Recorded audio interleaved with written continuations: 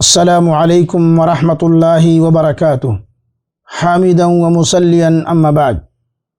محترم سامعین و ناظرین، آج کے اس جلسے میں لے کر حاضر ہوں جنتی عورت کا تذکرہ۔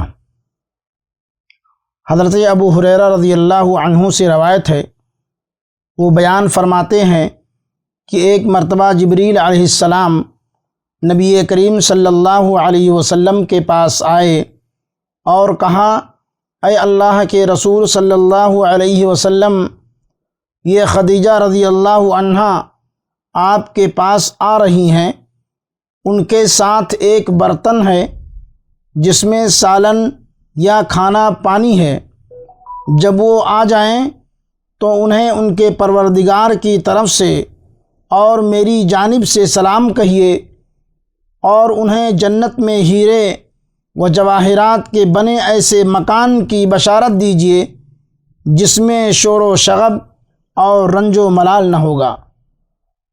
اس واقعے سے مسلمان خواتین کو یہ نصیحت ملتی ہے کہ عورت اگر دنیا میں ایک مثالی بیوی کا کردار ادا کرے، دینداری، شوہر کی خدمت گزاری، بچوں کی تعلیم و تربیت، گھر میں آنے والی عورتوں کی عزت و تکریم اور اہل خانہ کا برابر خیال کرے تو اسے دنیا ہی میں جنت کی بشارت دے دی جاتی ہے۔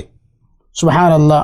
اللہ رب العالمین میری ماؤں اور بہنوں کو اس کی توفیق عطا فرمائے۔ وآخر دعوانا ان الحمد للہ رب العالمین۔